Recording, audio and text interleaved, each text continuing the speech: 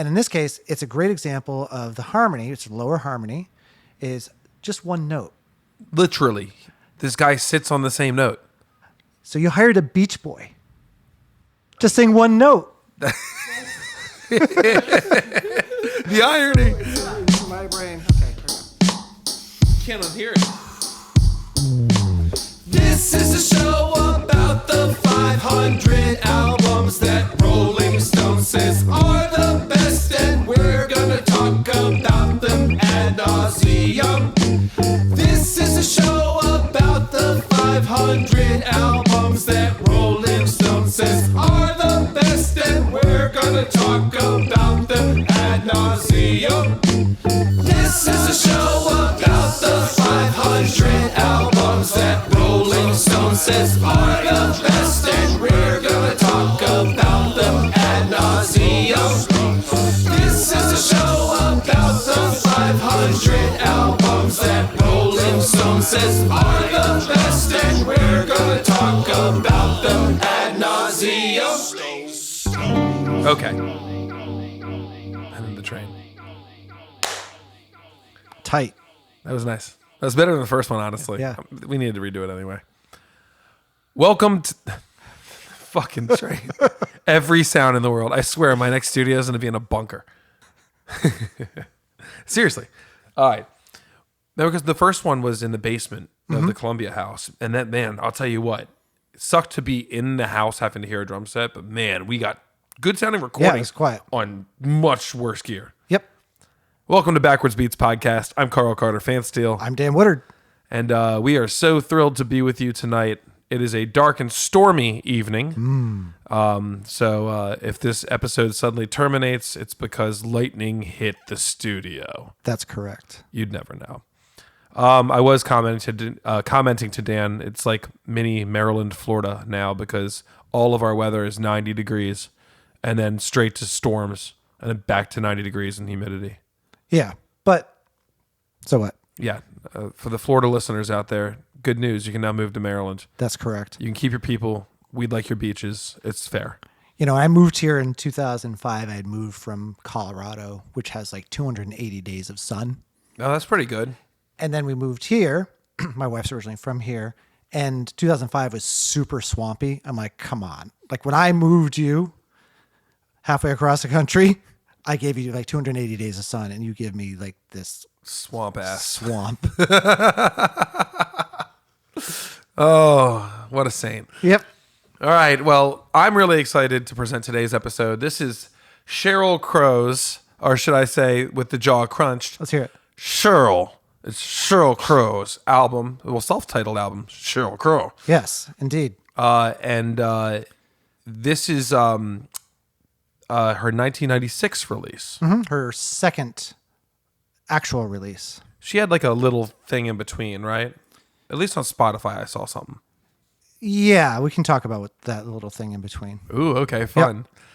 Which episode are we on the Rolling Stone Top 500 Albums of All Time list? This is number 475 on the list. Oh, fantastic. So we are 5% in. Sure. I did the math. Congratulations. Hey. Hey. We're not halfway there. Nope. Not even close. Man, I shouldn't have mentioned it. Now it feels like such a distance. This is like trying to download a Sheryl Crow song in 1996 off of the internet. Yeah, for LimeWire or something. I think it was Napster and LimeWire back then, right? Yeah. Oh, man, that's sort of slow. You'd be like, Actually, in 96, I'm not sure I had either one of those. Mom, Dad, don't touch the computer for the next 12 hours. I really need Tom Green's Bum Bum song in my life. Yeah, I remember downloading Netscape Navigator. Ooh, I had Navigator. Yeah, it was an 11 megabyte download, and I'd have to do it between like midnight, turn off call waiting. Yep, of course. Right. And it would take the entire night to download this 11 megabytes. Man, but Navigator 3.0 is my jam. It was a great version. Rest in peace. May it rest in peace. Oh, what can you tell us about this fine album? So it was released January 1st, 1996. Happy New Year. Happy New Year. First, let's talk about Sheryl a little bit, and we can talk about the album. So Sheryl comes from Kennett, Missouri. Both of her parents were musicians. Her mother was a piano teacher and her father a trumpet player. She apparently wrote her first song at the age of 13. That's legit. That's legit. With two musician parents, I buy it. Yeah. Yep. She studied music education at the University of Missouri. Ooh. Yeah. Sang in a local band called Kashmir. Okay. Like a Zeppelin covered? I might have been. I didn't get more detail than that's the name, but sure, let's say that. Because we have one of those over here, and that's what they do. Yep. So after graduating university, she did teach elementary school music in St. Louis. And then not after too long, she moved to Los Angeles about 1986 to pursue music full time. She started off by recording advertising jingles, including McDonald's. I'm loving it. Really? Yep. Apparently it earned her about $40,000. Which in that time was probably not the worst Yeah. amount of scratch. You Yeah. could buy a house back then. So I'm going to even fact check myself on that. That's what I found. I don't believe I'm loving it was there in that long ago. Remember, well, at least the notes weren't, because Ba-da-ba-ba-ba was written by Pharrell. Right. It's the number one most amount of money he ever made. Right. So, but that's what I've seen multiple times quoted. Well, hold on. I don't know that Ba-da-ba-ba-ba melody and I'm loving it are I think I'm loving it was like a tagline, and we got really used to the like power duo of Ba-da-ba-ba-ba, I'm loving it, right? Because the big jingle before that, to my recollection, was Good Time for the Great Taste of McDonald's. The only thing I remember was the 2 all beef patties, special sauce, lettuce, tomatoes, pickles, onions, on sesame seed bun. Yeah. Yep. Or as Mitch Hedberg said, on a bun. So then she started working as a background vocalist. She toured with this artist by the name of Michael Jackson. Mm-hmm. You aware of that? I knew that one. Yep. On his Bad tour, and she actually did the duet with him on I Just Can't Stop Loving You. Oh my gosh. I saw one cool live recording, and the hair. Oh, her hair. that like 80s out, just frizz bank of hair. Massive. Massive. And apparently while touring with him, she toured with him for about like 10 months or something like that. And it took like 9 months. So they did a duet together. It took 9 months before he ever learned her name. Oh, Michael. Yeah. Come on, man. And he was like that with the rest of it wasn't just her, right? Yeah. In all fairness, it wasn't the entire world trying to get in his like mirror at that point in time. Like everybody wanted to talk to him, and he was already like not the most personable person.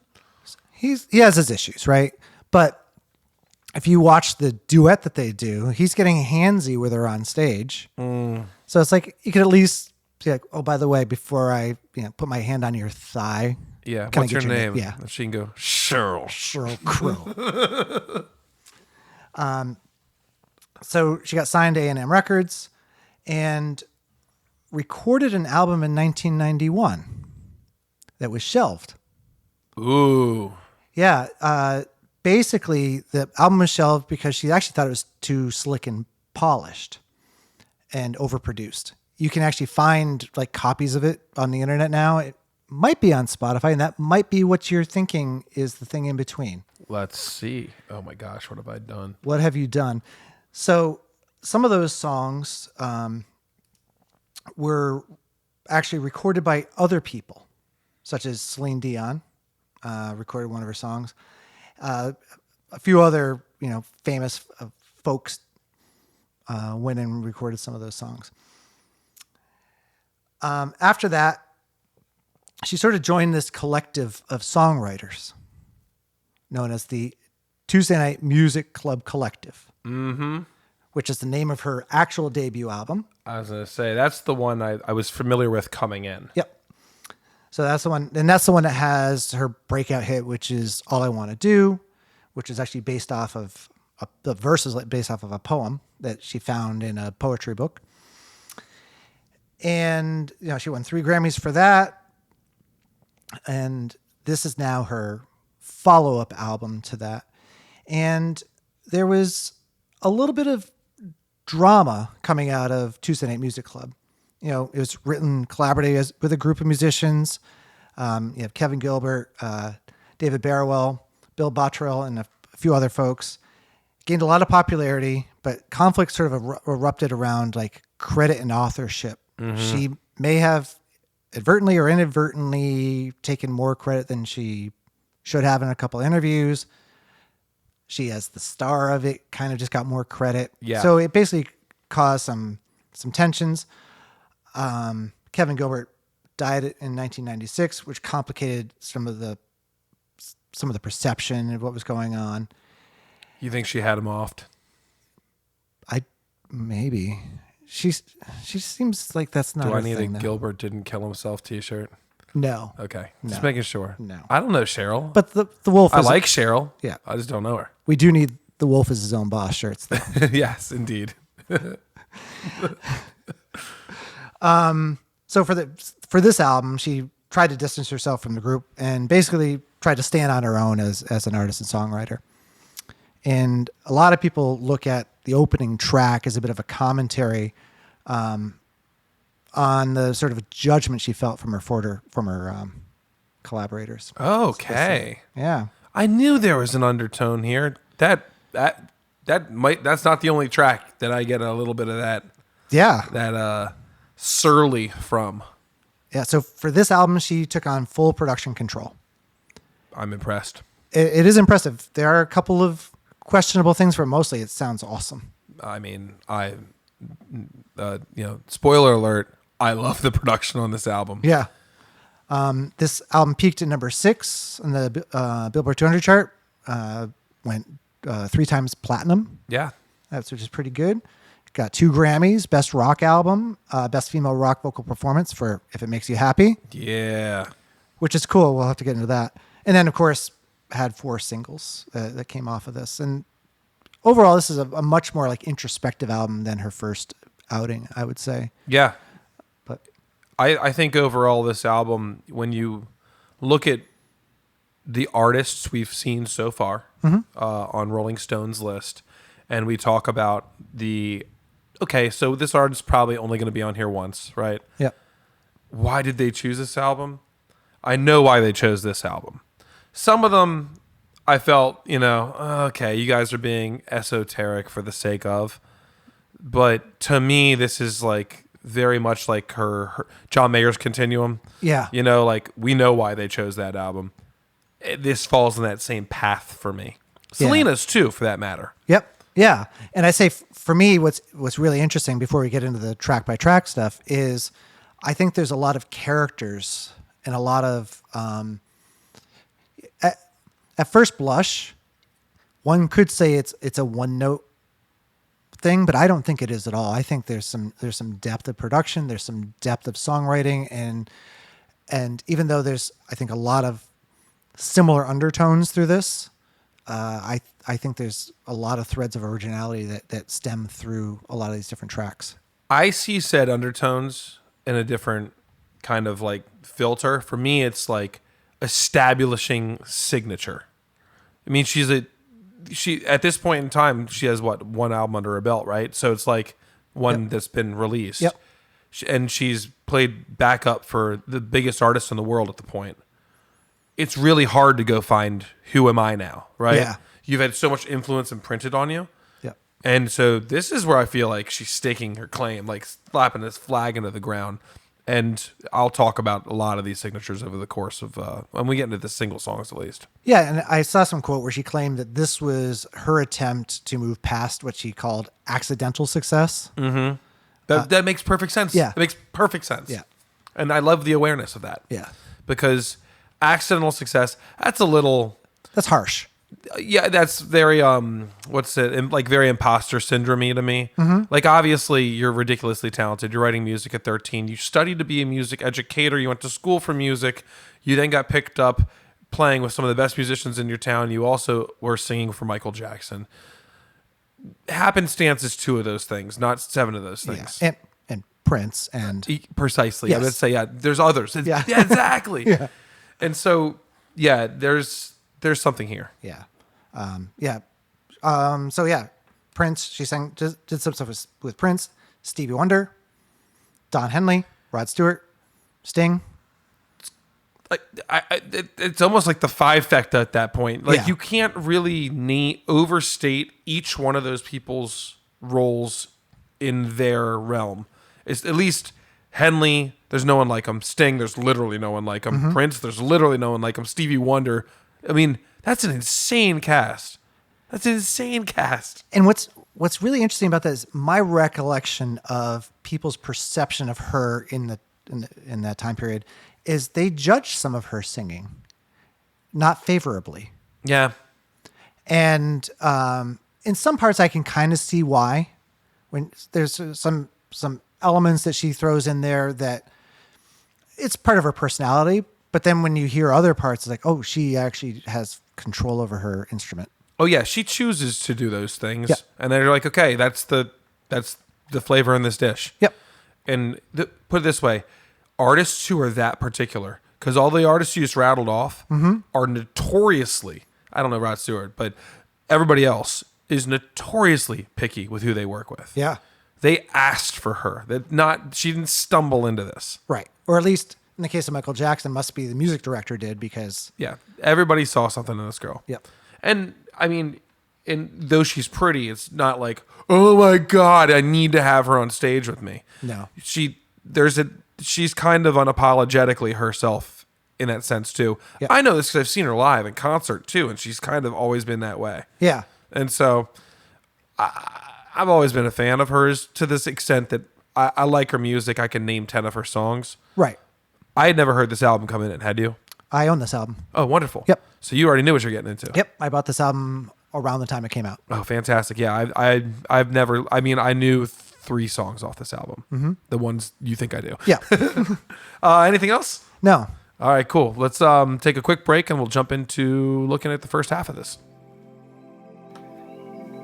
You've tried nut milk, oat milk, that regrettable weak with pea protein. You get bubble gut every time you try ice cream. But deep down, it's not just about avoiding dairy. It's about chasing something you can't find in a carton. See, once milk meant something. It meant being held. It meant comfort, closeness, a sleepy head, a warm chest. Milk was how you knew someone loved you. And now it's shelf-stable, non-fat, ultra-pasteurized.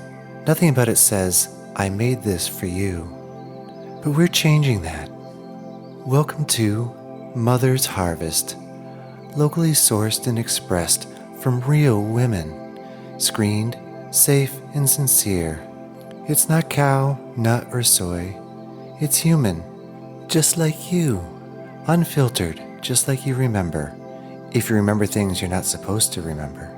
You won't just taste the difference, you'll feel it in your belly. An echo of your childhood in that weird, wordless place where snacks and love used to live. Mother's Harvest. Come home, baby. So can you break your tailbone or is it just bruised or how's that work? You can definitely break your tailbone. I had a friend who broke her coccyx and had to sit like on one of those hemorrhoid donut pillows for a while to resolve it. I super hope that's not me, man. That would suck. That would, especially, the nature of your accident, which is basically just from a power bowel movement. Yeah, that's Boulder Dash. Yeah. I tell you. All right, let's get into some actual details here, some songs. So Sheryl's album opens up on a tune called Maybe Angels. Mm-hmm. And this is an awesome opening. It is. It's gritty and gnarly with this like high-pitched, ringy snare, like a la Saint Anger. It is. And it has like this kind of like wompy, distorted bass. Mm-hmm. It sounds like modern production, but it's almost 30 years old production. Yeah. Yeah. And I'm impressed. It's probably 30 years old production. You think this album did, just because it drops in 96 doesn't mean someone didn't put this sound in, a year ahead of time. Well, it was since it was released January 1st. It was at least 1994. Totally. Right? So really, really big statement being made right out the gate by her. Yeah. This is not some sing-song stuff. It is not. As I mentioned before, there are some thoughts about this maybe having something to do with her previous writing group situation. Yeah. But really the story that I heard more about this was it's like, and I definitely get this in the vibe, is sort of like this extraterrestrial sort of story. that finds like Kurt Cobain and John Lennon sort of like in heaven together. Okay. I'm into it. I've heard that. I don't really get that out of this specifically, but I can see essence of that. I mean, maybe angels. Yeah. Both dead people. Yeah. Furthermore, you have an immediate kind of a choice, which is you're setting the mood in like a dark tonality. Yeah. Right. It's like a half tempo. Yeah. This is not a pop album, is what this screams at me. Correct. Yeah. And maybe that plays into the narrative you were talking about earlier of trying to stand, as she self-described too. Like I wanted to show you, what was that great quote? It was an accidental. Yes. Yep. And like I said, I'm even more impressed now knowing that she was head of production on this, or at least had the final say. Yeah. Really cool choice. Yeah. Yeah. We mentioned sort of the crunchy guitar. You said that you like the production on this album, and I do too. My main production critique is actually on this song. She's playing the Wurlitzer, and it's just too loud. It's a cool lick. It's just a little too loud. It's always kind of bothered me more in certain listening sources than others. But I can talk about the Wurlitzer throughout this thing because she plays it. There's some whirlies, there's some Rhodes, there's some kind of like digi whirlies, digi Rhodes that don't have any chimey attack to them. Almost all of them though are categorically overdriven at least a little bit. Yeah. It's part of this signature I was trying to hit. Like she's creating a soundscape that is truly hers. The other piece is this is on the first song, sure enough, the first time we talk about male backup singers. Yeah. It's an amazing choice throughout this album. And we talked about this a bit on the Bonnie Raitt episode too, right? Yeah, we did. Yeah. It's, to choose to do that, I think part of this is her being used to working as a backup singer and working with bands a lot live. This is, I would be blown away if you told me she walked into a studio with musicians she didn't know and recorded this. This seems like a band of really tight players this is not just fly-by-night sessioners, right? There are some, no, none of them are fly by night for sure. But there are some names on here that are kind of interesting. Yeah, she has access to people. No doubt about that. Yeah. But what I'm thinking is, I think she's kind of choosing a team and sticking with it for the album. Some people just source out the best player for the job. Here, there's cohesion across the album. You can you're like, man, like they're playing the same players throughout this, like it's a band. Yeah. Yeah. For the most part. There are several drummers on this album. I believe that. But still all cohesive. And there are a few other, guitar players who come in. But yeah, there are a lot of musicians on here, but I think for the most part, I agree with you. They tried to make this sound like a band. Yeah. And it does. This is the kind of album you bring 7-8 people out, you could tour this thing pretty much verbatim. And I like that. Yeah. The additional accoutrement, right? Like in one song, there's a cello and stuff like that. Sure. Awesome. And it fits the song beautifully, but not needed to go live if you don't want to. Not at all. Yeah. For her, her kit right now to me is like a good singing or two, lead guitar, bassist, and she's probably rolling 2 guitars on top of her own, making it 3. Yeah. Because you can listen to these parts, and there's almost always an acoustic down the middle, and then you almost always have talking guitars on either side.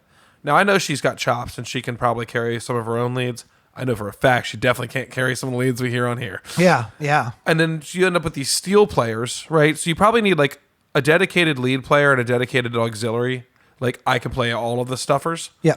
A dedicated bassist, a dedicated drummer, and then a key player for sure, Sheryl. And then there's enough hand percussion and other stuff going on throughout the tunes. You want that last player. Yeah. Yeah. And no doubt that she can carry an entire gig playing the guitar. Right? Well, you can see it on Tiny Desk concert pretty well. Yep.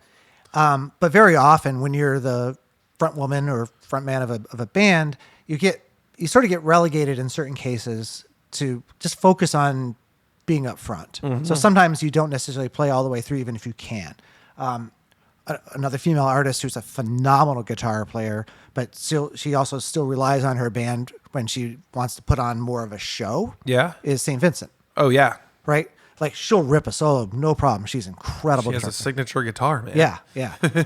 But she also sometimes will index more on I will be a performer, and if it's going to compromise the music, I'll defer to the band. I love the maturity of I don't need to play this one. Yep. I trust. Yep. And it allows me to go focus on my task. Yeah. I think this is a great opening statement for an album. Yeah, and I think this is potentially a place where she maybe got a little bit of griping because about her vocal quality. It doesn't bother me at all, but the chorus is pretty shouty Oh, totally. and feels almost a little out of control. But not in a. It's. I think it's great. And the cameras aren't on right now, but you got a nice smile out of me on that Yeah. one. I love it. She's making the statement Yeah. through and through. Yep. I ain't singing pretty for you. First song, I'm gonna show you that. Yeah, I just remember her getting shade back in the day. That's such a misogynistic world, man. Yeah. Anything else on this one? No. Cool. A change would do you good. Song number 2. We pick up our streams, by the way. Angels opens with just over 2 million on Spotify streams. Mm-hmm. A change would do you do predictably jumps up pretty high. Not as high as I thought though, because it's a pretty popular song, but 14,695,000. Yeah, that surprises me because, of the big hits on this album, this is one of them. It shocks me that it's that low compared to, if it makes you happy when that comes up. And Also, where it lay on the album, it's the second song. You'd think it would be a little heavier listened to. Now, with that said, remember 1996 album. Mm-hmm. As you told me earlier, you had this CD. yeah, I bet a lot of those CD listens. I bet this is much more heavily listened to in the world where we can't count. yep. This song, classically good. Yeah. This song's great. So a weird cross reference for me. Not a true thing, but this has like the hand claps and the drum loop. Mm-hmm, right. That's right. And even though this is not the same song, it does bring me to the chorus of Back in the Chain Gang. Okay, I buy it. Yeah, because I kind of feel like the hand claps are about like, I think this is like a very satirical song and it's about public personas, but I feel like there's a bit of a grind that's going on, and that's what the hand claps are representing. Absolutely. Like machinery. It's a little cog in the machine. Yeah. It really fits. I like it a lot, Dan. Yeah. That's a good push. Yeah, and of course we recently talked about Back on the Chain Gang when we talked about Selena, Oh, that's right. right, with Fotos y Recuerdos. Oh, I love when you speak Espanol. Yeah, I'm so good at it. This tune is so snarky and so full of attitude, so singable. Like it's an earworm. Yeah. And it also, once again, you move from the first tune, all the same instrumentation's there. Mm-hmm. And so I feel like it's, once again, like we're, hey, waiting for that pop song number 2? Still ain't there. No, not really. And what I love about it, again, with vocal timbre, when she's in the chorus, right, it's very nasally. Oh, yeah. She's singing through her nose like a snob. Yeah, and Yeah, it's kind of lecturing. Yeah. But we know the truth here. Yeah. It's a great song. It's a great song. I just smiled ear to ear when I heard where it fell on the album because, like I said, I did not know this album, and I knew tunes off of the first one. So I was like, okay, what am I going to hear that makes this one list worthy? Because you would have thought that Tuesday would have been the album, but of course, Rolling Stone puts a little more thought into that. Yep. And seeing this at number 2 was like, yes, cool. Yeah. I'm in. Up front, I'll already concede that this was the better choice of the two albums. Yeah, totally. Another signature sound that's coming through here. She does a very definitive vocal double. Now, a lot of people double their vocals. I know. I hear you guys saying this to me. What Sheryl does, have you noticed what her vocal doubles? The offset of volume might be negligible. They might be even. Yeah. So a lot of people, especially a technique that I use in my studio all the time, is a vocal double, but you'll knock one of them down, maybe EQ it, and it definitely takes some, a couple decibels off of it. Right. So you have a more lead double, and you're making it full. B's are just like two damn near perfect takes sitting on top of each other with just enough inconsistency. Yeah, enough phase and You really feel like you're hitting a wall of her. Yeah. And it's dry. It's not terribly reverb. Nothing has a ton of reverb on this album, except some of the guitar amps at times. Yeah.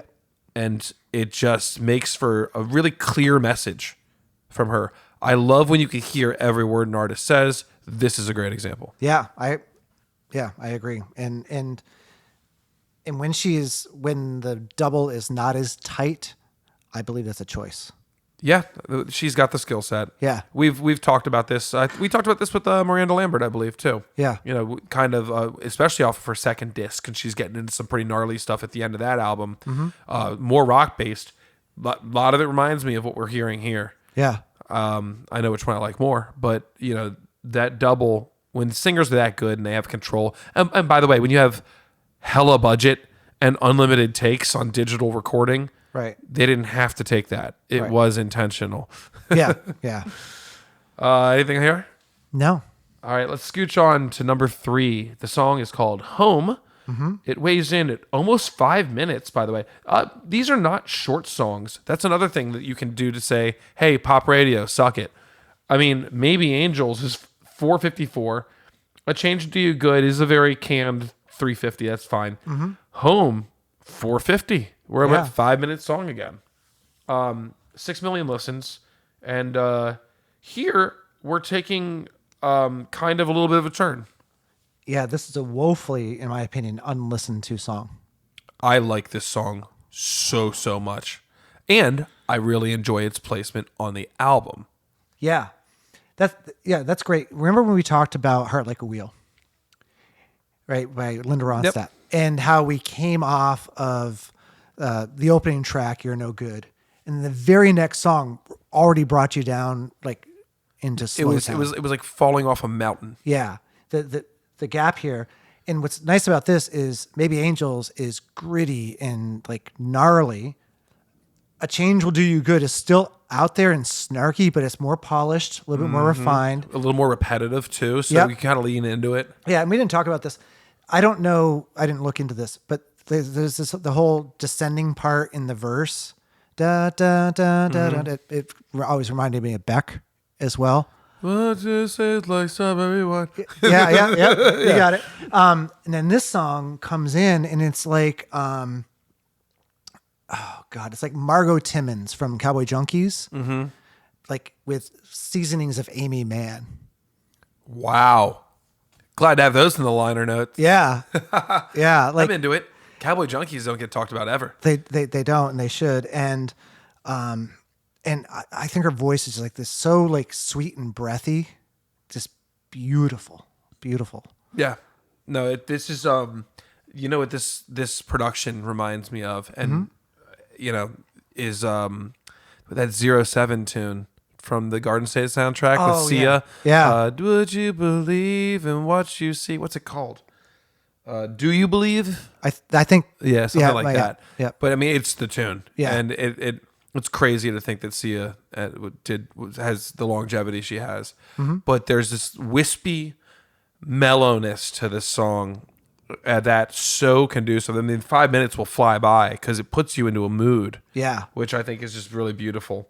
And the other thing here that struck me is this song is a kind of cool, complicated relationship with the major chord. However, when you get to the bridge, you finally get these big majors and some sixes, and it gets really pretty. Right, because it essentially modulates. It does, the bridge. but it feels like the least forced bridge in the world. It feels like Bach and the way he just moved to another movement almost for a second. Yeah, and it modulates up a minor third. Which, yeah, when you look at that relationship, Yep. shouldn't in a song that already was featuring heavily major chords over the one. So really, really, really smart songwriting here, I guess is what I'm getting at, and an appreciation for the tone, like the lighting she chose. And you notice that when she sings the word home, it is always on the tonic. No, but of course, she's educated. Yeah, and what's interesting is the first verse, she says house, It ends with the word house, which is on the subdominant. And then it becomes that when the house becomes the home. I don't know if that was intentional. I might be stretching that one there. Let's just go ahead and say it was, because Yeah. Sheryl is a genius. Yeah, but there you go. The whole idea of using harmony and the lyrical content and everything all as one package. I love this song. Yeah. I think it's such a good. It's top 3 for me. Yeah, Easy peasy. And I think that there's a brilliance in this placement. They definitely weren't throwing darts on the wall. I think that if you were buying this CD, this disc, and going, okay, that first one was not one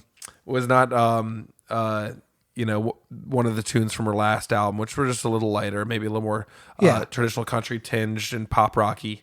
yeah. I mean, that one had Las Vegas, right? Leaving Las Vegas too, I think. Yeah, it did. Yeah. And it had Man Are Strong Enough to Be Your Man. Yeah. And then what was the super bubblegummy one I'm thinking of? All I Want to Do. That's the one. And so very different color. This gives you some relief. Like, okay, cool. I'm not walking into like a dirty bar album. Yeah. And so I love its placement. Yep. Cool. Moving down to number 4, Sweet Rosalind.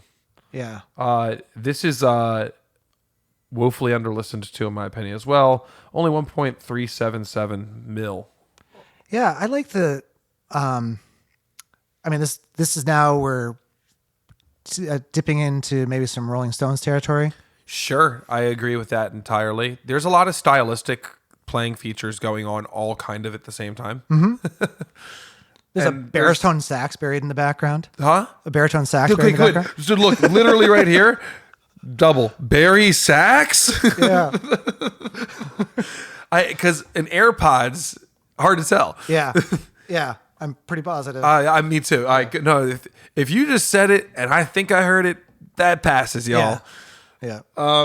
Yeah, there's that kind of like a slidey, glissy bass line going on too. Yeah. Reminds me of the Eagles' One of These Nights Yeah, a little bit. type of thing. Yep. Which once again, like it catches an ear Yep. more than serves a purpose. In this case, it serves the song and catches an ear. Yeah. Which is cool. And another feature of, again, lower harmony in the verse, right? Oh yeah, absolutely. Yeah. And it just it grounds it, and it so funny. You'd think that it might dominate. It doesn't. It lifts her up. She's so good at finding her spot in these mixes. Who's the drummer on this one? Do you have that info by chance on you? I don't. I only noted the drummer on one of the songs. Got it. But because there are like 3 drummers on this, Dude, and this the liner drummer notes is don't. so good. Yeah.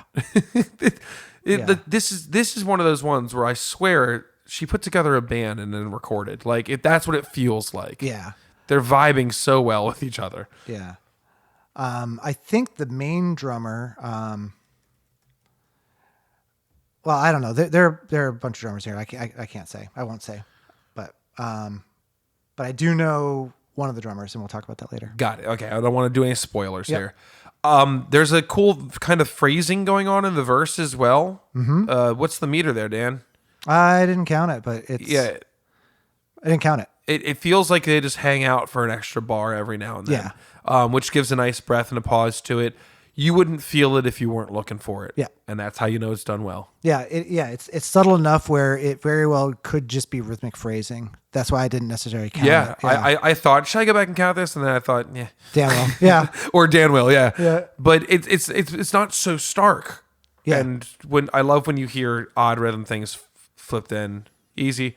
And then there's that cool little breakdown where they really just kind of go into some like really overdriven slidey guitar and let the drummer loose a little bit. Yeah, that's awesome. And the other note on this one is I actually really like the worlds they're playing on this one. And I kind of get feelings of Billy Preston. Yeah, sure. You know. The Fifth Beatle. Yeah. At least on that album. There it is. Well, I guess he was on Abbey Road too, right? But Yeah. yeah, but on Let It Be, Billy Preston's the one who kind of came in and like saved the session. Yeah. It's like what Larnell Lewis did for Snarky Puppy on We Like It Here. It kind of is. Got it back in, baby. You got it Yes. in. Nice job. Shout out Larnell. You're the man. Yeah, it's fun and a good story here too. Yeah. To boot. So a lot of great features. I look, I'd love to give some critical feedback. I just haven't found any yet. No. So far in this album, I don't have much to say against it. I enjoying the listen. Furthermore, song 4, we're in a new style again. Yep. There's versatility. There's breadth here. And this tune, I think, is just very kind of groovy is the best word I can put to it. Yeah. And it's still very kind of rock forward without being in your face. Right. Anything else there? No. All right. We go from 1.3 million listens up to 192 million listens with song number 5, always known as If It Makes You Happy. That's what it's known as. And this will forever de facto be my favorite song in her entire catalog. I just think it's that well written. It's so good. And this was actually a quick process for this song. She created it in the studio and she kept the scratch vocal take. And I love it because it's always felt to me like it's teetering on the edge of being overdriven. Like she's, especially obviously when she's bellowing in the because no one cared about the settings during the demo process. Right. And it's like, oh God, it's just teetering. If this was recorded like on a digital workspace right now, like fully digital, she probably would have been clipping. Yeah. Right. But that meter's got to be redlined, even in the verse. Man, I didn't know it was her demo take. It makes so much sense to me now because I was gonna say, though it's my favorite song in her catalog, let alone the album, but it's kind of cheating because I know this one. I cover this song. Yeah. It's nice to. I've always wondered why she chose the vocal style she did because it's almost talky. It's earnest. There's no stylistics to it. The notes are there to serve the idea of what the song could be. And I always liked that choice. That makes so much sense to me. Yeah. And this whole concept, we talked about this before about like falling in love with the demo. That's a thing. Yeah. And so you hear this and you try to recreate in the studio to like, all right, well now let's record it better. Let's do it different, yada, yada, yada. And to have the wherewithal to be like, I guess the demo is best. That takes some maturity. Yeah. I will say it's not my favorite production on the album. There's some stuff I really wish, and it's not just the vocal of there. In my head, I hear this song so much more epic than they produced it. Yeah. I think I'm putting it on a pedestal though, and I'm so familiar with it. Just a little more warmth and verb on the mix would have gone a long way in my mind. Well, the guitars are very jangly. They are, and it's like those could have been more rich and full and lush and supported, especially the chorus. Yeah. Which is so, and the bridge too. That very minor moment that builds back up, and it kind of sets her up for that third verse, which is explosive. It's a half verse. Yep. But yeah, I mean, look, the song in my mind is perfection. The way it's structured, written. I love this song.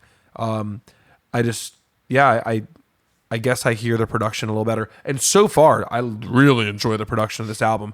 Think about the production styles of 96. This is not doing them. We've talked about them. Yeah. This is clean. She wants this to sound like a really good band in the studio is what I'm hearing. And it sounds live and it's really well mixed and the spacing is really pleasant. No one's 100 hard pan in any specific direction to my knowledge. No, I don't think so. Like I said, my only gripe was the Wurlitzer in the first track. That was a dynamic thing? More of a dynamic thing. It is panned a little left, but... I mean, the panning's happening. Yeah. But it's just not like, right now, like everybody's just like, okay, stick that shaker 100 right. Yeah. There's all the way. There's none in your left ear if you're listening on headphones. Yeah. Here it's just warmer and closer and still supportive. Yeah. I've totally taken over this. Take it away, Dan. Yeah, no. The other thing with it is in this song, the hi-hat's a little hot in the mix, but I love it because the hi-hat's actually pushing the beat. Like the beat's back, but the hi-hat is pushing. It's almost on top of the beat. It's almost Dilla-esque. Almost, yeah. Mild. Do you have a mild case of Dilla today? I think I have a mild case of it, and I love it. And maybe it's intentional that the hi-hat's so hot in the mix. And he's hitting, with the shank of the stick, so it's not like a clean hi-hat, but it's not an open slosh either. but it's definitely pushing. No, it's restraint almost is Yeah. what you're hearing, right? They Yeah. want to just let the lion out of the cage. Yeah. Oh, by the way, AI, that's Jay Dilla, the famous hip hop artist, composer, beat maker. Make sure he's in the liner notes. Got it. Anything else on this tune? No. I mean, if you don't know this one, where have you been? All right. We're going to lose some streams here. Yep. Dropping back down to 3.3 million. Song number 6, Redemption Day. So a funny thing to me, this sounds like a Johnny Cash song, Yes, indeed. which he did cover this song. Shut up. Yeah. Okay. So it's almost like she wrote it for him. I love that. Yeah. Yeah. I'm going to get judged for this. It has Jolene vibes. A bit. Vibes. Yeah. Not performance. Not the melody. Yeah. Has the vibes. And it's kind of a cool... This is country-based here. You really feel it. Yep. And it's... I feel bad because we just slandered this last week, but like cut time country groove. Yeah. We were not so hot on the last one we heard. However, this one's done really well. Well, in this case, the train beat, which is a drum loop. Yep. It's not a real drummer, at least from my estimation. And so that's in there, but unlike when we were making fun of that stuff on Miranda Lambert's album, it wasn't the fact that there was a train beat. It's that there were like 7 different drum beats for the same part. Where nothing else changed. Right. Except the drum beat. Like Right. literally did not change. Right. So it's like, normally if I'm going to change a drum beat, like in the verse, like from verse 1 to verse 2, it's to add energy. It's to add something else, another layer into it. But if you're the only one doing that, now you're just a weirdo. Well, that's the thing. Yeah. You do it and then like your bass player will play an eighth note versus a quarter note or whatever it might be. Yeah. To support it. The band moves with you. Right. And so that was the problem. And none of those grooves, I believe that's Matt Chamberlain playing drums on the entire album. So amazing drummer. In that case, I believe that was a production choice. Like, hey, like feel the space, try different things, try this. And they just went with all of the ideas instead of like narrowing it down. Here, it's in there, it's looped, like it works perfectly. This is that band mentality. Yep. And it just feels like the song's been rehearsed 150 times before they took it in. Yeah. And I love that. Yeah. That drum part I think really kind of sells it for me. The other piece here that really sells it for me and kind of puts it country forward in my ears is that kind of like picking guitar part is crystal clear. Yeah. Right up front. Yep. Compressed, but yeah. If so be it. Yeah. It's you can't miss it, and so I think it just gives it a nice little rosy tint, and she can lay in with that nice rasp that she has on this one. Yeah. And kind of sell a style. And when I talk about the Johnny Cash piece, there's a bass hook, the down, down, down. Yeah, down, yeah, down. yeah. I get a little bit of When the Man Comes Around by Johnny Cash with that. So that's why I feel like that's another like tie-in. I love that. It's almost like she was baiting him, like, cover my song. Oh, Johnny. Yeah. And he did. I feel bad because we bash Miranda a little bit, and it's not We bashed her producers. precisely, but we did so much comparison. If you listen to her episode, to man, it sounds like Sheryl Crow. So it's only right that this kind of parallel exists. Yes. For the record, we both like Miranda Lambert, the Yes. artist, quite a bit. Yes. And have you heard her new track with Chris Stapleton? No. Yeah, we'll have to check that out later. Ooh, this is what we're doing after. Let's do it. Yeah, Stapleton, I like him. And I like Miranda. This will be good. Yeah. This is gonna. I've got it. Maybe we'll save her some bonus content. We can talk about our feelings on that one. All right, very good. Yep. Anything else on here? No. Yeah, I mean, pretty much all good marks for me yet Yeah. again. And then lastly, Hard to Make a Stand, song 7. It is. So this was the 4th single, I had never heard of this. right? Because it got banned by some radio stations because it's a commentary on reproductive rights and judgment of women. Oh, gosh. As is stated in the lyrics, my friend O'Lordy went to take care of her own body. She got shot down in the road. She looked up before she went. She said, "This isn't really what I meant." And the Daily News said, 2 with 1 stone. Ooh. Yeah. Man, with that context, Yep. that is damning. It is. And so, unfortunately, things haven't changed. Nope. 30 years later. But yeah, so it was released, but some stations just didn't put it up there. And you can see that in the streams. What are we talking about? We're at 3 million about? Yeah, not enough for, I think, something that was considered a single, right? Yeah. Yeah, I did not know that coming in, and good on her for writing it and enduring the lack of unfortunate, radio play. That sucks, man. Yeah, and I like this song though. It's got some quirky features to it. Yeah. It's of the tunes on the album. Totally, by the way, I had no idea about the content per se. Right. There's some funny stuff. They have this kind of boxy guitar effect. Yeah. That reminds me of the band Cake. Right? Like Yeah. they like to use that kind of effect. Yeah, yeah. It's a fairly simple song. It's kind of like a 1/4 thing going on. Mm-hmm. And overall, it's poppy. Mm-hmm. There's a very good organ going on in this tune as well. Yep. But it is the first one on the album that doesn't match the vibe we've lived in so far. Does that make any sense? Well, dig in more. I don't disagree with you, but I want to. This one feels very AB pop songy to me. Yeah. We really haven't had something that feels that way to me up until this moment. I don't know why. Is it just because it's a simple chord progression? Is it her vocal performance? I'm not sure. Yeah. Well, actually, I think this is the first one where the harmony goes above her. Oh, see, there it is. Burn it all. Burn it to the ground. Yeah. I think so. Also, maybe come song 7, like I've now heard the country one. I've heard the really, really chill, not so ballady one. I've heard a gritty rock one. Yeah. This one doesn't just have a coat for me to put on. Like, Yeah. what would you compare it to? Just because the guitar effect sounds like Cake, the song doesn't sound like a Cake song. No, it just sounds like it's a pop song. Sounds- It's probably the I don't know, slickest pop song on this. It just sounds like a pop song to me. Yeah. It's not a bad song, I like but it. with the others where I really like put my leg into, like this one for me, I'm like, all right, cool. It's doing me no harm. Yeah. Yeah.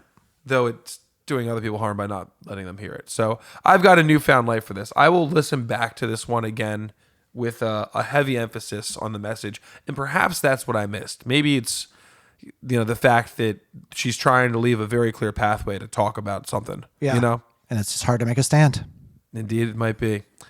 Well, that's about halfway through this album. Why don't you say we take a quick break and we'll pick up at song number 8 in a minute or two.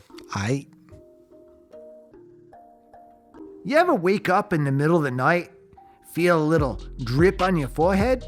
You look up, and a goddamn spider just peed on you, right in your own bed. Disgusting? Absolutely. Illegal? You're damn right. This ain't no golden shower. It's an assault, and I'll burn this 8-legged little freak to the ground. I'm Murray Fang, senior partner at Fang and Venom LLP, the country's #1 firm for arachnid-related grievances. We've sued Black Widows, Brown Recluses, Spider-Man, Daddy Longlegs, and hell, one time I sued a tarantula in Vegas for teabagging a pie-gow dealer and walked away with 42 grand and a comped hotel room. We do not negotiate. We don't settle. We attack. Restraining orders, egg freezes, web seizures, you name it. We'll throw the book at them, and we'll fuck Miss Muffet's Tuffet while we're at it. These spiders think they run the place. Not on my watch. You don't piss on humans, unless they ask. Not anymore. Murray, Fang, and Venom. Justice with 8 legs and no mercy. Call 1-833-SPIDER-HATER. That's 1-833-SPDRH8R. Not licensed in Utah. Your results may vary. Spiders beware. So after all that, we've just determined it's only pee? That's all it is. Man, people are so mistaken. Yeah. All right, welcome back. We are in the middle of looking at a fantastic album by the one artist Sheryl Crow. This is her sophomore album, you could call it. Right? It's almost her freshman in my mind, though. She's taking it for herself. It's her freshman released solo album Love that. because she had the first album that got shelved. That's right. And then so this is then titled Sheryl Crow, which is very appropriate as well. Yes. We are at song number 8.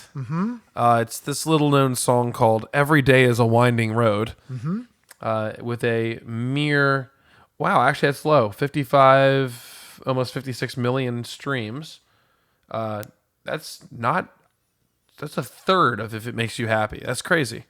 It's a great song. It's a fantastic song, and I'd argue it's probably the better known, if nothing else, in car commercials alone, right? Yeah. I mean, if you want to see where Sheryl Crow's money comes from, I guarantee you one of the top 3 sources of it is from this song in a Ford commercial or something. Right. Yeah. I mean, in this one here, it starts off, to me, iconically, because how long is this song? 4:42? Yeah. Yeah. So long. And I remember radio play early on where it actually starts with the percussion. Yeah, dude, I would say when the percussion kicks off, you're like, I know this tune. Yeah. And so like nowadays, I don't think you would waste your time with that noise. Well, I think some producer in the room would be like, why are we putting this in here, guys? We need to get this down to 319. Yeah. Or else no one will listen. The algorithm will blah, blah, blah, blah, blah. Yep. And so, no, good on her for free thinking. And interesting panning choices with that as well. Oh, totally. It's a percussion wall light. Yep. Is what I'm going to call it. Yeah. And has an interesting background singer on this one, because this one has a couple interesting things with the harmony, with the background harmony. But this singer by the name of Neil Finn Neil Finn. from the Beach Boys. Oh, snap. Yeah, I got a Beach Boy on this That's one. kind of cool. Yeah. I was going to guess it was Julia Roberts because this is the last song that plays in Aaron Barakovich. Nice pull. There you go. I only know that and Bittersweet Symphony and Cruel Intentions. My favorite last song of a movie is... I actually know a few more. Keep going. Yeah. Is Where Is My Mind by the Pixies at the end of Fight Club. Oh, that's fantastic as they're watching the world burn. Yeah. Yeah, and then there's also, of course, a Don't You Forget About Me. I just watched Breakfast Club 2 days ago because it's coming off of Netflix. And I just happened to remember that for some reason when I subscribed to Netflix, I think in like 2006 or whatever, for some reason I wanted to watch that movie. I think it was the very first movie I ever watched on Netflix. And now it's about to go off. I'm like, oh, and I've just paused my Netflix subscription. So I'm like, all right, it'll be the last thing I watch. You got to watch it one more time. I've now bookended it. Yeah. You know, Molly Ringwald still makes money just going around singing lounge versions of that song. Yeah. She's not a very good singer. She's a fine singer. Ooh, that's some real thunder. You might actually hear it. Yeah, indeed. That's like Imagine Dragons thunder. Thunder. Oh man, that's gonna be in the liner notes now. Nice. So will Molly Ringwald. What's going on? It was so clean. It was so clean. Well, I mean, we have Don't You Forget About Me, right? That's true. We got that in. Yeah, by Mr. Mister. So that was my guess. That's my fun fact on this one's ending credits. That and every commercial Yeah. that involves the street. Fun fact for this person on Don't You Forget About Me, one of the best drum fills in pop music. It's a good drum part. The drum fill at the end. Oh, okay. Yeah, the drum fill at the end. Is that the part that plays right after the hey, hey, hey? When it's building back in and it has this choked hi-hat thing that comes in.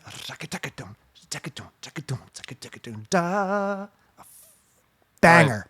Banger. Put it on the list of things we're going to watch after this. Banger drum fill for a pop song. It's just comes out of nowhere. It's awesome. I'll take it. I believe it. Look, if you can sing it back to me, then it must be impactful. Yeah, I learned it at one point. So fantastic. There's is there synthesizers suddenly making an appearance in the song? I believe there is synthesizers, and not like copycat synth. Like these are just full out like cool. We're playing with sine waves, like kind of adding textures, some choruses. Yeah, I believe that Sheryl is credited for playing synclavier on the album, so that very well might be what you're hearing. Here we are. Yeah. Good job, Sheryl. Yeah.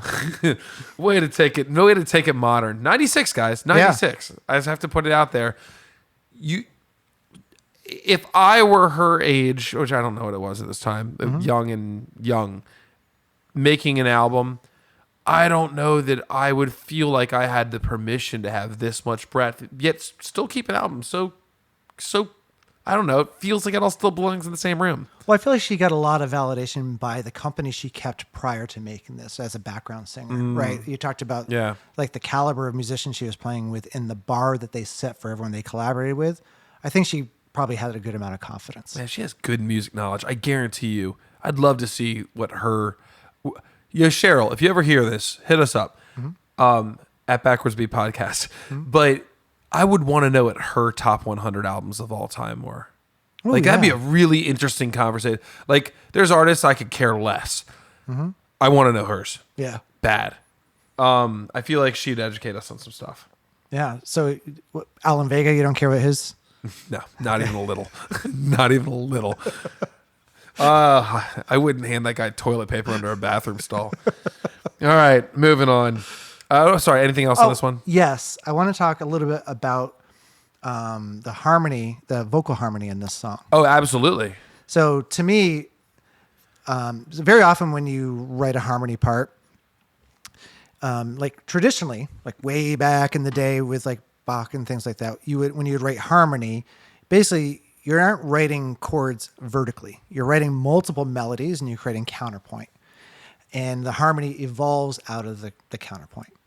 And then, so you basically have two ways to make harmony happen, vertically and horizontally.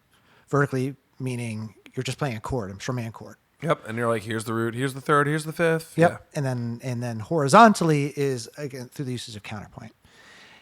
And to write a good harmony part, in theory, you should be writing a good melody.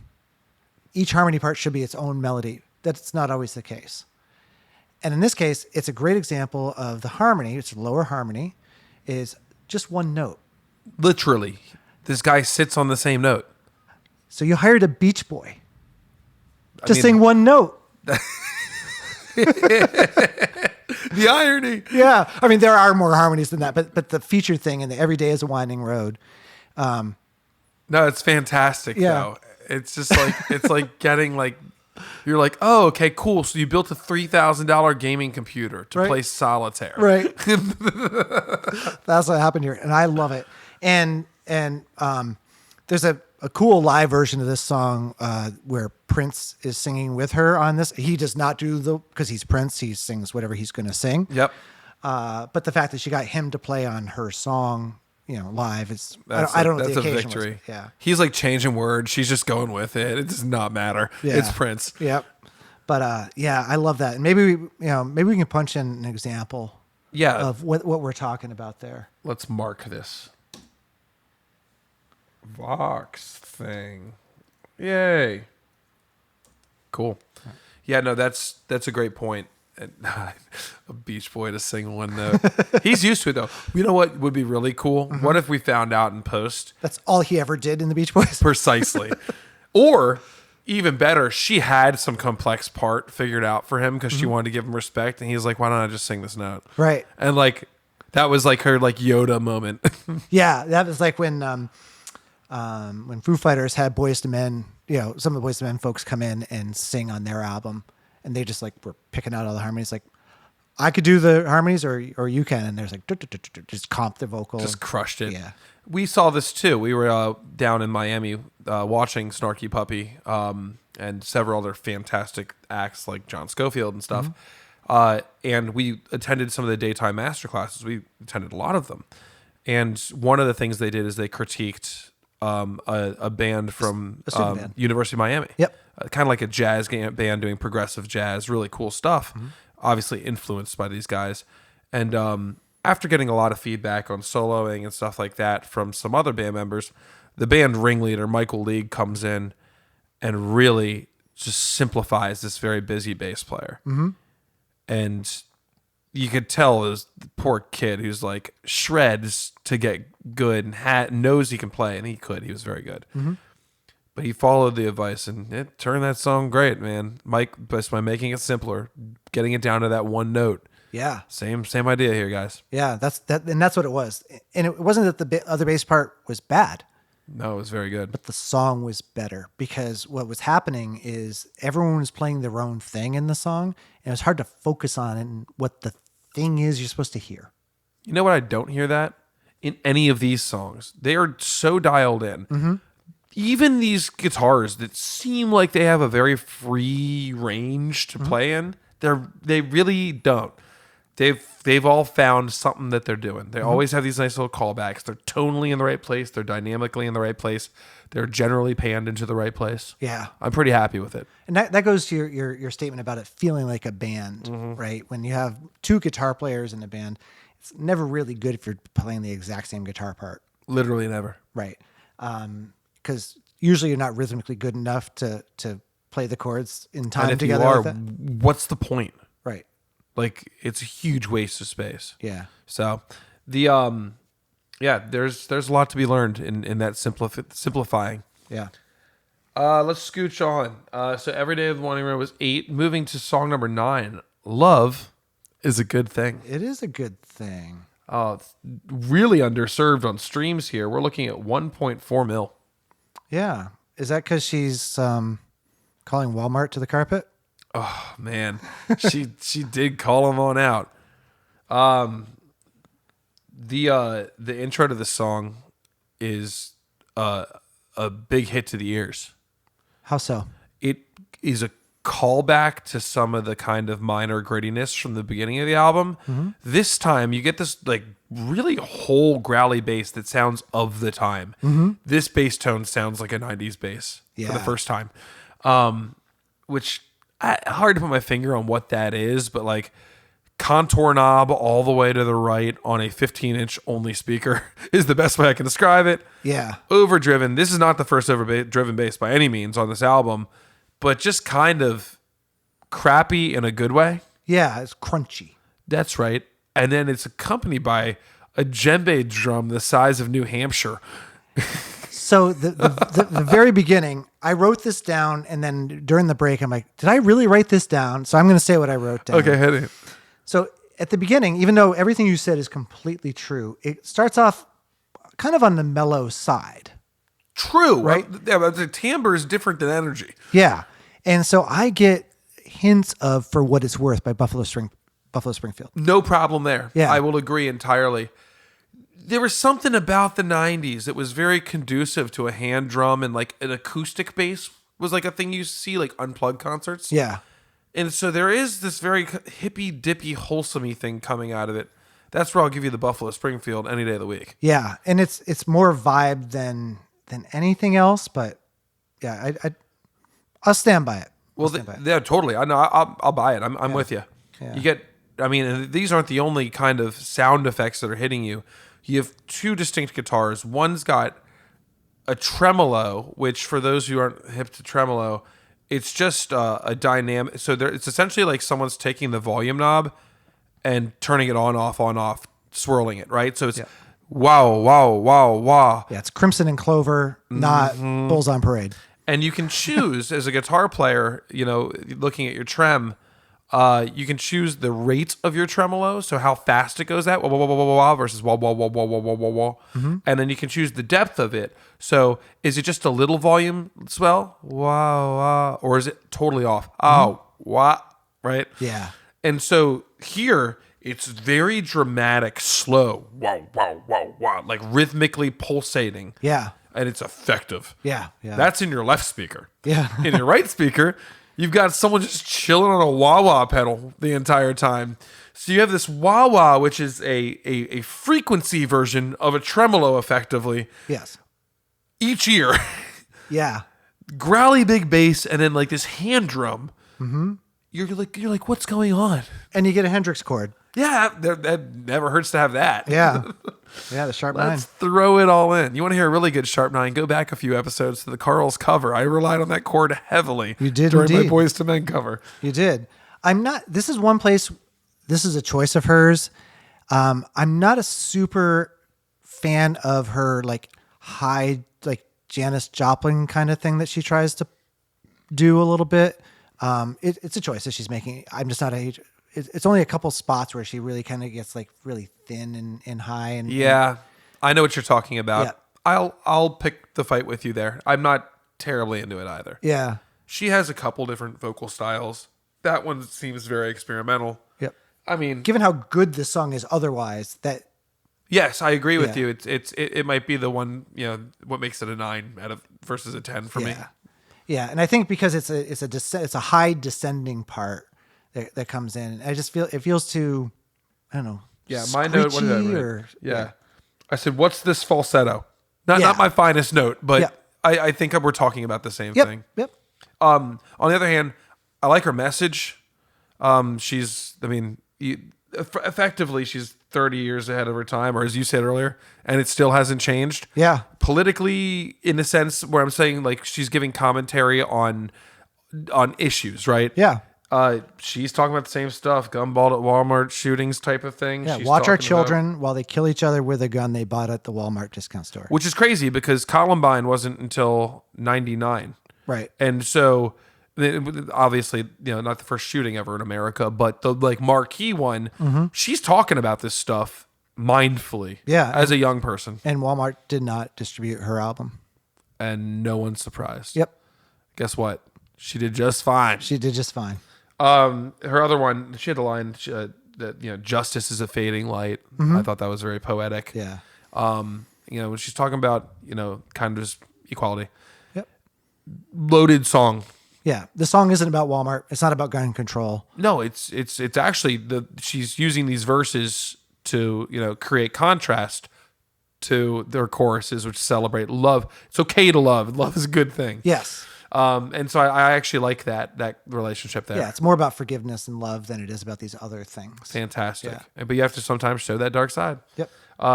And I don't know, something about a love song that has like a djembe hand drum in it. It's just so heavy. Yeah. But I like where it lay on the album. I think it's great. You have Every Day is a Winding Road, which has that same kind of weight that A Change Would Do You Good does. It kind of pushes forward. It's predictable. It's a little more fun. It's definitely an earworm. And then you can pack something like right around this that, absorbs it. Yeah. Cool. track. Move on to song number 10. Oh, Marie. Oh, Marie. The initial chords, it's so funny. So here's my transition, my mental transition from beginning through. I've always felt like this. First chords, CCR. Then it transitions to Nirvana and Beck with the sort of like the angular melody. My first line is, Cobain wants his song back. Yeah. Yeah. I mean, even her vocal presentation is like she's rolling her eyes up in her head type thing. It sounds like a 90s song to me. Sure does. Chord choices are great. Yeah. I actually wish I sat down and spent a minute with this one. This might be worth a Dan deep-ish dive. Oh, should I do that on our Patreon? Oh yeah, if you hit your Patreon, look up Backwards Beats, because here's where Dan's really starting to lean into some really fun side content. Yeah, so we did start a Patreon, and it's all free. We do have a members only section, but everything's free. The reason we're having members only is we're really just trying to help build out the audience, get to know you better, share some additional content. At some point, will we have a paid tier? Maybe, but right now we're just here to make friends and maybe collaborate on some ideas. If you like some of our sponsors and you have ideas for some of our sponsors, feel free to contribute there. Yeah, absolutely. And one of the things Patreon does so well is it gives us access to other creators and artists. Yep. So it'll probably, when we're feeling extra creative, the content that we create, it'll be a hotbed for that. Yeah. And when we get really, really nerdy and technical, and you don't feel like being bored out of your ever-living skull, because we have to talk ourselves down from this all the time. Yeah. I literally get a call from Dan once every week going, hey, talk me down from this. Yeah. Patreon can be a really great landing space for some of that content as well. Yeah. And we may actually do some, we did the sidetracks content during the break. There are some albums, even though I'm not looking ahead, but I'm people can't help but tell me about bands that aren't on the Loud list. mouths. Yeah. But now that I know some of these bands that aren't on the list, these are good things for us to talk about. Yeah, and no better place to do it on a very reputable platform that we both agree with, Yeah. Patreon. Yeah. So join us over there. We're Backwards Beats Podcast on Patreon. And I think all of this stuff, so everything we've done so far, lives there. Yes, our entire RSS feed for the podcast is there, and I've been putting any of our shorts now that we've been doing for promotional stuff. That's there, and I did a Logic Pro deep dive into how I made the Iceland episodes. If you want to know how the sausage is made or how the fudge is packed or what do you want to talk about there, it's right there. Lovely. You're so good at idioms and Spanish. I don't know how you pull this off. And production, you'll see if you watch that one. I intend to watch it soon. I won't lie to the users and say I've watched it yet. I know you haven't. Because nobody's watched it. Okay, very good. All right, so Omari Cobain wants a song back. We are, in a kind of funny tune here. There's some nice vocal stuff going. Her doubles are strong. The Sheryl doubles are back. Yep. And there's some cool lines in this one as well. Yeah. As the non-lyric guy, my favorite one is she likes lingerie, but he prefers the sombrero. Yeah. I don't understand, but I really like it. Is that kind of like leave your hat on? Maybe. Or, yeah, there Yeah. you go. Yeah. But I think it's a hilarious line. Though. So liner notes AI, Yeah. Leave Your Hat On is a song from the movie 9.5 Weeks. Oh, okay. There you go. Put it in. Put it in. I imagine a lot of people who share the surname, subname, or just the first name, Marie, probably don't know about this song.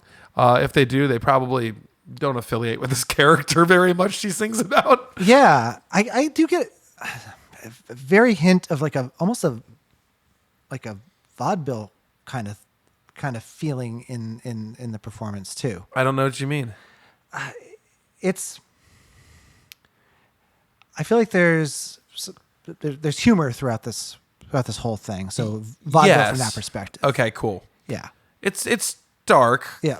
You're watching, this sounds like a more tongue-in-cheek way about talking about the same kind of character Miranda was writing about, Yeah. and often herself. And I think even Sheryl sees herself in this light Yeah. at times. It's kind of a mirror. Yep. And look, if you've ever been a bar artist, these moments come upon you. But I think a lot of artists you can give it a name.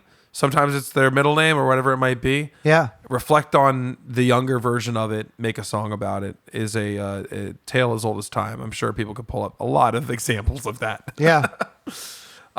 Overall, I like the tune. Not earth-shatteringly so, but it does kind of set it's within the theme of what I consider the little arc in the back half of this album. Yeah. Yeah. Anything else to say on that one? No thanks. Okay, cool. We can move on. Superstar. I don't understand why this one is.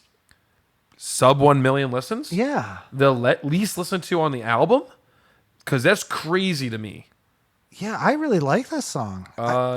This is a top 3 and arguably could be a top 2Z for me. I'm about there. I like there's like a 70s funky vibe with a rockin' the cash bar keyboard hook that I love. I love that that's in again the liners. Yeah. Yeah. I literally have written when you have Sheryl Crow money, you can afford to hire War as your backup band. There you go. And then I will just go ahead and read it. I love the chorus. They have the backup, like the low was like ballsy. Like no one does that. And then they go on to break off and keep singing in that same timbre. Yeah. To the second half of the chorus. It's a well-arranged song. Oh, it's so good. Yeah. And the keypads in this song, they have it's not an organ. No. It's not, it is a synthesizer, but it's not relying on, it's like synth organ. Yep. And that's stacked with either a Whirly or a Rhodes. This one may actually be a Rhodes. Whatever it is. I think it's a Rhodes on this one. Not terribly tiny. Yeah. Tines being the little metal chimes in there. Yeah. TYNE. Yeah, that's right. Yeah. Yeah, this song has some of the best energy on the entire album. Yeah, that's what I don't understand. Like, did people just fall asleep? Maybe because O Marie isn't doing spectacular either. So maybe this is like the It is song 11. Yep. And so I totally get it. Whatever you've been doing during this album, you're now probably almost an hour into it. Yeah, it's 56-minute album. So you're 45-ish minutes, not even into the album at this point. yeah. Tough to sit through. I get it. But man, this is like a great song. This is a great song. If you were to take If You Make Me Happy off of this album, right? So I don't have to fight with my favorite tune. Between this and Home, those are my two favorite tunes. That's crazy. And they're two very different songs. We've gotten critiqued for not disagreeing more, but there's one more. I love the hits, but there is one more song that hits my top three. I know which one it is, and it's also the one. It's the next one. It's the next one. It's the book. God. The book jumps up, by the way, only by, I don't know, a couple thousand listens. It's still criminally under-listened. 1 million, 0.80. Like nothing. This song is so good. Well, anytime I get major, minor, anything, Right. Yes. I'm in. Yes. It's I'm just back in. and forth, one chord verse, right? Or two chord verse, but it's E minor, E minor, E major, or whatever. I think it's E. Yeah, you get this Maybe it's F. killer, like, is it like, it's like a detuned guitar. Yep. It swells, and you are in a mood with this girl. There's a hint of Radiohead. This to me. kicks the shit out of Radiohead. I disagree there, but yeah, I get that vibe. I'm just not, unpopular opinion. Someone, I know I'm gonna have to talk about at least one, probably two Radiohead albums on this entirety. I've listened to 2 or 3. Mm-hmm. Like Kid A, I used to like fall asleep to in college. Mm-hmm. Like, cool. Maybe I just don't get it. It's funny. My younger son likes some pretty interesting music, right? And Radiohead is not for everyone, for sure. They're well loved, but there's definitely, it's not Taylor Swift, right? It's not Lady Gaga. It's not accessible in that way. No, Radiohead's not pop. That's fine. Right. But the funny thing about it, he goes, I really want to like Radiohead more, but I think they're boring. That's exactly right. Right. I do too. But he'll listen to a 24-minute song that's like one chord. I'm like, well, I'm not sure what you're saying, man, because I think you like some quote unquote boring music too. That's fair. Yeah. Radiohead for me is like, you got to be in a mood. Yeah. It's chewy in the sense that like, I don't want to be analytical. Okay, cool. You can totally drown out. That's why Kid A was effective for me. Mm-hmm. But then it becomes boring. Here, this song grips me. This song tells a story. Yeah. Using a lush soundscape that I really like. No glitches or weird crap. Just really, really good singer. Yeah, and this is where the cello is featured. Cello enters. And this is featuring Jim Keltner on drums. Way to go, Jim. So, are you familiar with Jim? Nope. Oh, okay. I thought you would know who Jim Keltner is. I don't know names. So let me pull up a little bit on Jim. He's fairly well known as a studio musician. So where do I put my notes on Jim? So anyway, he's played with like a million artists. And so he started, as a jazz drummer and has done tons of collaborations started off with people like Ry Cooder and stuff like that. Played with Carly Simon on Anticipation. Played with the Bee Gees. Got it. He's one. Oh of yeah, those that's right. guys. The Bee Gees drummer died. Yep, he played on this album that I think we both like called Asia. Oh my gosh, what did he play on that? I think he Because played. Vinny drummed like half of that, and Bernard drummed some of that. He played on Josie. Oh, that guy. Yeah. I know this dude. He was the guy who goes back. He's the worst quotable of all time on the Asia. Remember, he goes, Yeah. back then you could hand anybody like 2 clubs and they'd become your drummer. I was like, that's what you took is from that guy. Okay, yeah. This is the kind of dude that like Ray LaMontagne would hire. Like that's like how he strikes me. Yeah. So a few other people, I wanted to get the list right because I knew about the Asia thing, but he played with Neil Young, played with Brian Wilson, That Neil Young sounds right in the box Yep. too for this. Okay. Bill Frisell. Okay. Wow. Yeah, we saw him. We did. this is just a fantastic taste across the board, drums and all other things. Yeah. And a story that is like, oh my God, like you want to know more details because all of the phrases are like 4-word phrases.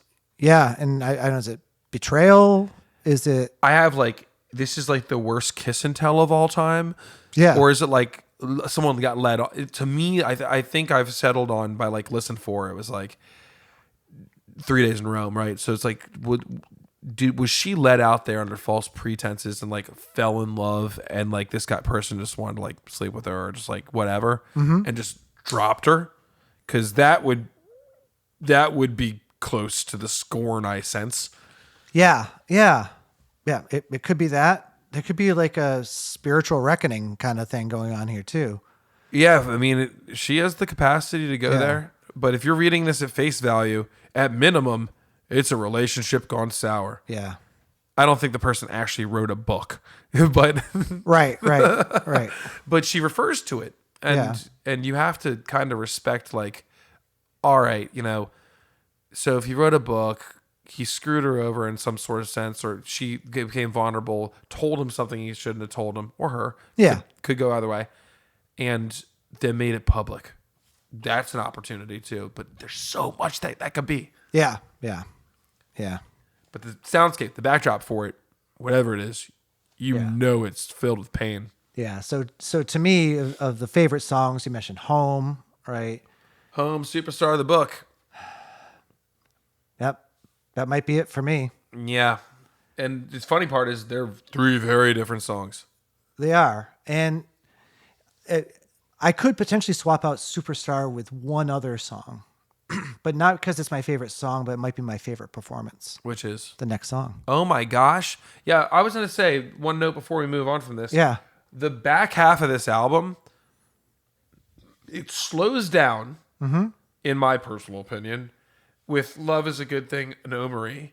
Yeah. But the last 3, which is so sad, they're literally the worst performing 3 songs on streams. Right. Might be some of the best songs on the entire album. And in their order, they're fantastic. Yeah. And I wonder if that's streaming attention span. I wonder if like people I who think have this the is CD. a placement thing. Yeah.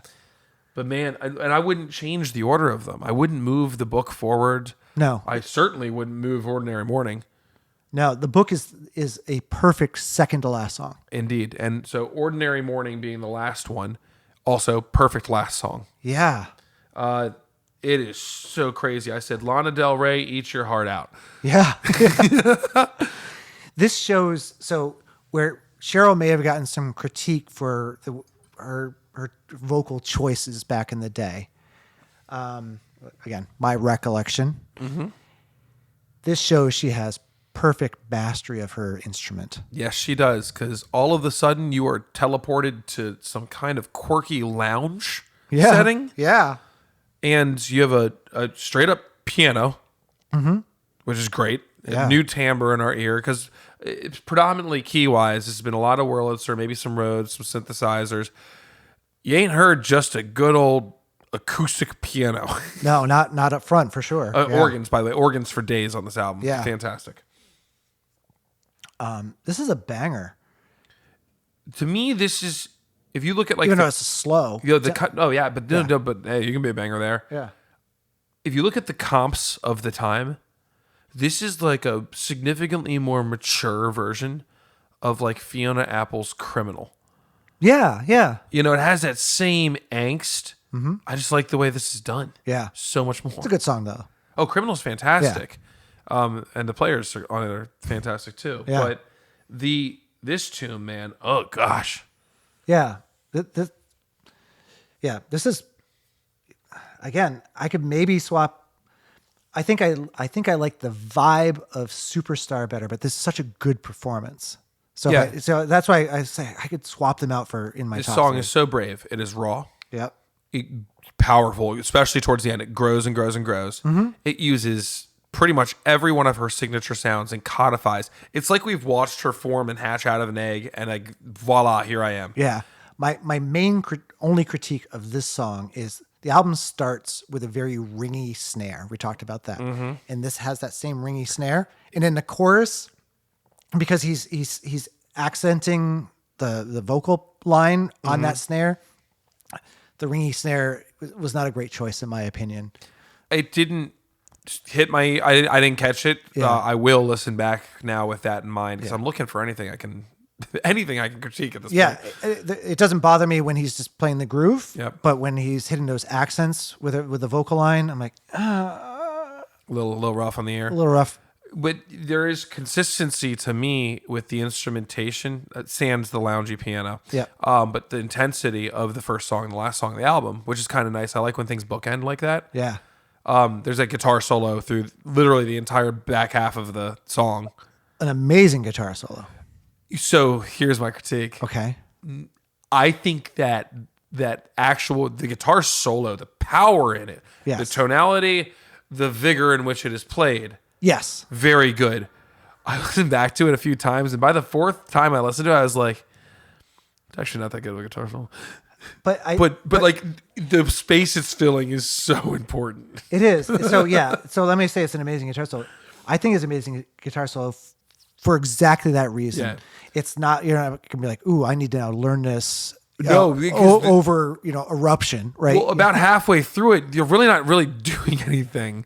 It's almost like more playing the effect and the airspace of it. Like there's no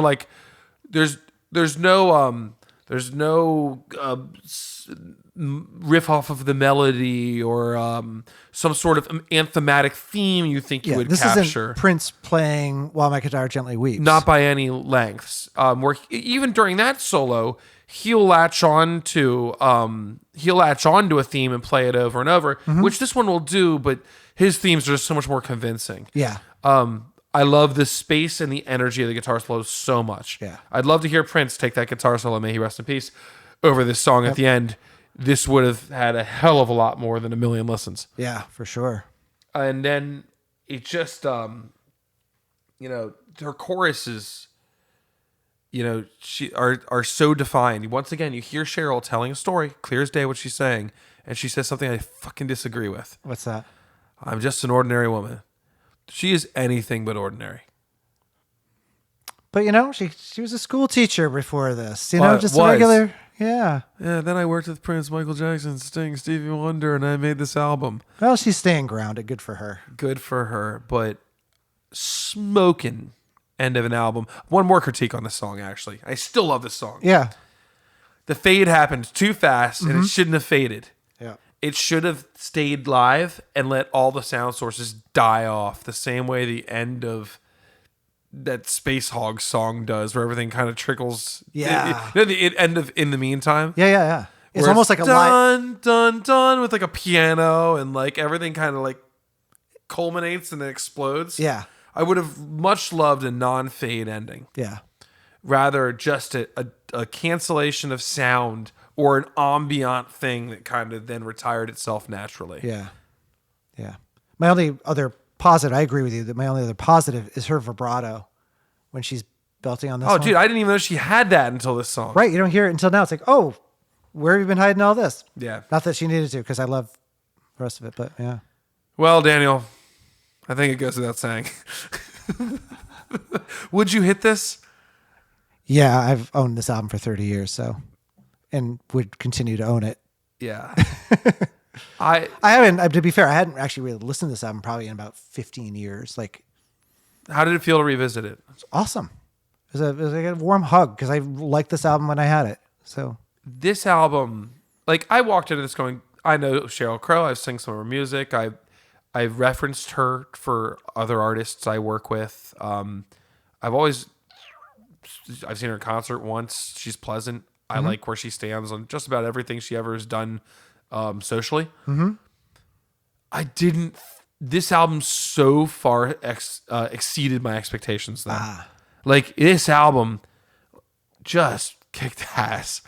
There's not a moment on it I really don't like. I mean, even the song that I was like, about, like, which is Hard to Make a Stand, like, I respect a lot. Like, I'm going to actively go buy this vinyl now, spin it, I'm going to actively look at this. I'm probably going to grab a cover off of here that's not one of the top 3/4. This is a damn good album, y'all. It is. I bought this for A Change Would Do You Good. That's why I bought it, because I liked sort of the Beckish kind of vibe that I was getting out of it. Yeah. And then when it started with that first track, I remember getting like, whoa, I did not expect this. Yeah, this is just so good. Yeah, look, this might be my favorite album so far that I've discovered through this process. Now we're only 25 in, but this one, I already knew Continuum. But this one so far surprised me the most as to how much I really agree with all of it. I think at the end of the day, the reason I feel close to it is that band sound. It's so groovy. It's everything. I want to play every instrument in this band. Yeah. I want to be the backup on every one of these. I want to sing the harmonies. I want to be in the room with an overdriven Wurlitzer or a guy who's just got a killer pedal board. And I want that tight grooves with this competent singer and songs I can get behind. It really, really satisfied me personally, I guess, as a musician. Yeah. Well, I'm happy for you, because since I already knew it, I didn't get that joy. So so joyous. yeah. So I guess for me, if I wanted to make a comparison, it would have been the Shakira album. Yeah. It's my favorite discovery. It's such a great album. Yeah. Top 3 for me on discoveries. Yeah. You've mentioned them 3 times today. Before we close up here, Beck. Which album's going to make it on the list? I'm pretty sure I know. Okay. What do you think? I don't remember the name of the album. I know every song off the album. It's the one that ends in Deborah. Yeah. It has Sex Laws and Peaches and Honey. Yeah. I just lost the name of the album as you're saying all It's those that, names. but that has to be the album, right? Yeah. Yeah. Yeah, that album is insane. It's so good. Beck is insane. Yeah, but it was so funny to hear him in here, because if you think about the time where this album was being recorded, he was off in the corner of his world doing his thing, and so many people were. I mean, talk about someone with no rules. Yeah. It really felt like he had that permission, and she kind of lived her version of that through this. She really wrote an album, a cohesive album of good songs, and said, no one's going to tell me as a producer which instrument to use on this one. And then it all came out really, really well. Yeah. Yeah. Fantastic. Well, that was a really fun episode for me, and just a really good week of listening. Well, I'm glad you enjoyed it. I enjoyed it as well. Yay. Yeah. What do we have to look forward to next week? Next week, we have the band Big Star with the album #1 record. Okay. I don't know anything about this. So my only question is, if it's the #1 record, why is it only 474? Someone is wrong. And we will find out. Next week on the Backwards Beats podcast. I'm Carl Carter Fansteel. I'm Dan Woodard. We'll see you. That was a show about the album Sheryl Crow by Sheryl Crow. She made a point to make it hers, and she just fucking nails it. Backwards Beats podcast is a Tuna-Wood production recorded live at Thought Shack Studios in Halethorpe, Maryland. If you enjoyed the show, make sure to subscribe and leave us a review on Apple Podcasts, Spotify, or wherever you get your podcasts. You can find us at Backwards Beats Podcasts on most platforms. Share the love, and we'll see you next week for another deep dive into the next album on Rolling Stone Magazine's Top 500 list. Until then, salt your melons.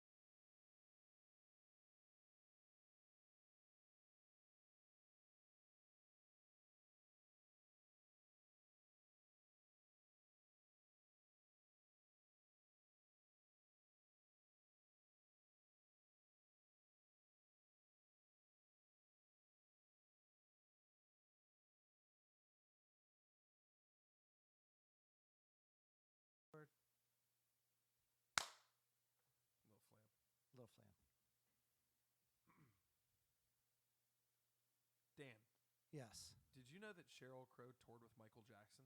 I thought she was a school teacher. What? Yeah, she taught elementary school. Oh, okay. Yeah. Must be the wrong Sheryl Crow. But you tell me more. Who else did she play with? Oh, okay. Oh, this fucking sucks. Do it again. Yeah. All right. All right, Hello? we're not recording. Ta. Oh, shit. Well, good. Missed nothing anyway. All right. Oh, I thought okay, I'll go into the other people. Yeah, you're like And no, then no, I- yeah, no. I see this. I see this. Yeah. Yeah, I see what we're doing here. Yeah. Cool. Again? Again, should we clap again? Let's clap again. All right. As our first clap did not work.